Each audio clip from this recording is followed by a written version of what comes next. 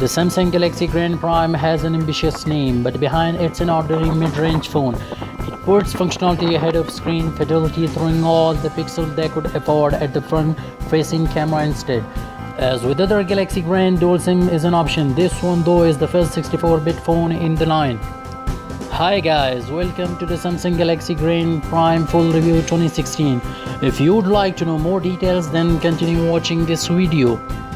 The Galaxy Grand Prime is headed for developing markets where affordable phones with large screen with underwhelming pixel density are in high demand. In this case, we are talking a 5-inch TFT of QHD resolution, 540x960 pixels boiling down to 220 ppi.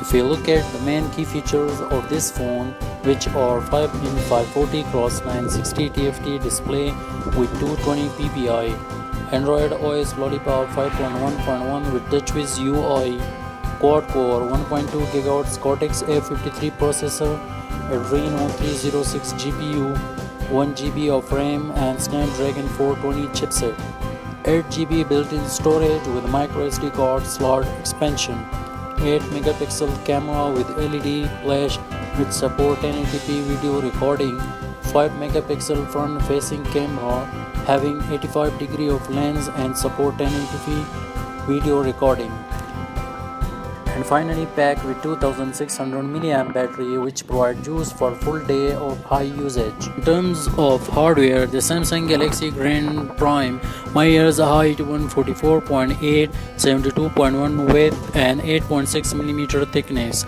Relatively slender but also tall and wide for a 5-inch device. That said, it's about the same size as Galaxy S5 and smaller than the popular HTC Desire 620 dual SIM and the Asus Zenfone 5, both of which are direct competitors. To Samsung's credit, the phone feels very sturdy in the hand. The familiar silver rim around the phone could pass for metal at a distance, though the front and back material could have been better, and there's plenty of it. The bezels around the screen are thicker than they could have been. About the screen is one of the key selling points of the Galaxy Grand Prime, the 5 megapixel selfie camera. It matches the main camera with 1080p recording and has a wide angle lens 85 degree, so you can fit more people in the frame, technically a groupie. Also about the screen is proximity sensor to turn off the display automatically during calls, but there is no ambient light sensor, which means no auto brightness mode. Below is the usual setup, a hardware home key with an app switcher and back buttons, both capacitive on either side. Around back, it's more of the usual too. The camera protrudes slightly, exposing it to scratches, and it's flanked by the single LED flash and loudspeaker grill. The camera itself is an 8 megapixel unit capable of 1080p video capture at 30 frames per second.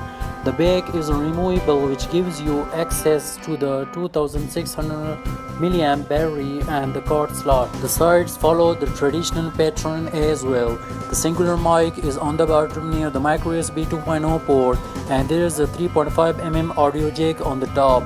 On the right is the power key, and on the left the volume rocker.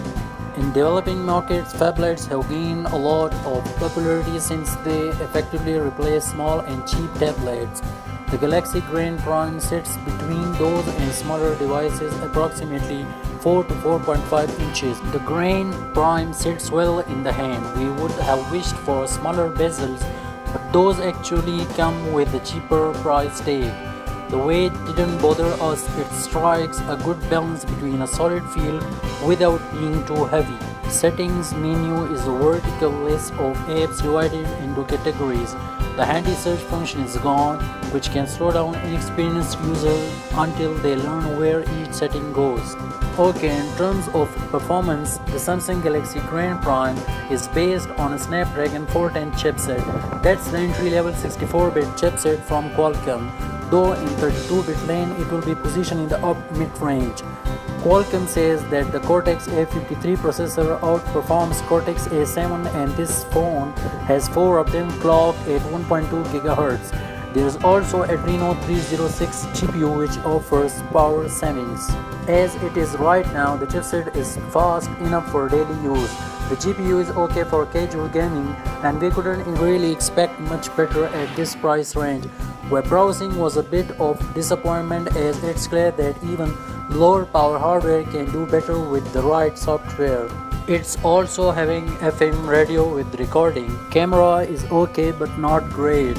First up is a solid camera department, starting with the 5 megapixel 1080p selfie camera. If you open your gallery and most photos having your face in them, this one is for you. The 8 megapixel 1080p back camera is also on the better side of the mid-range market. The camera UI is tender touches, though it lacks some of the features of the flagship models. What it does have is ISO exposure and white balance control, image effects and geotagging. Special shooting modes include panorama, best photo and continuous shot, plus situational modes night and sport. Strangely, there is no HDR mode.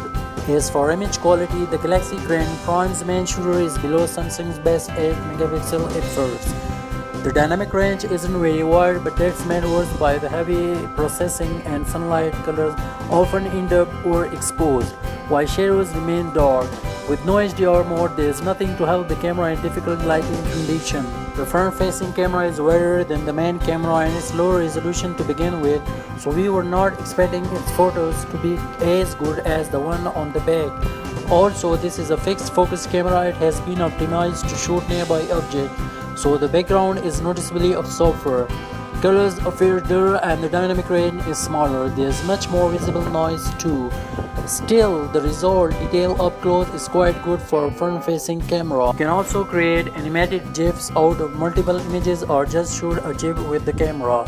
Good video, decent sound. The Samsung Galaxy Grand Prime offers surprisingly high-end specs for video recording. It shoots 1080p at 30 frames per second at best, with 17 MB total bitrate per second and 256 KB audio bitrate per second. Moving to the front camera, there is more noise, though in moving pictures it's not quite as annoying as noise in stills. The front-facing camera uses the exact same settings for video. High frame per second modes are missing, though even at low resolution. Samsung balanced numbers the other way on the Galaxy Grand Prime. It has a better camera. The selfie camera especially is miles ahead, and a fancy 64-bit chipset. Samsung Galaxy Grand Prime key test findings are solid build quality even if materials are not top grade. The non-IPS screen looks quite good, though it's a bit dim and lacks toughened gloss. The new CPU cores do okay, but the GPU is not up to the bar. Web browsing could have been better too. The loudspeaker is rather quiet. Audio quality proved good, not the best 8 megapixel camera, better 1080p video capture. Selfie camera does a great job. As for the hardware, the display is actually better than the spec suggests. Resolution is far from premium, but functionality isn't much harm. Even viewing angles are better than we expected out of a non-IPS screen, though a touch higher brightness and some Gorilla Glass would have been great. Once again, if you guys enjoy this video review, do really hit that like button, as it helps really to the channel a lot. Subscribe and comment for more videos like this coming up. Hope to meet you guys in the next one. Peace.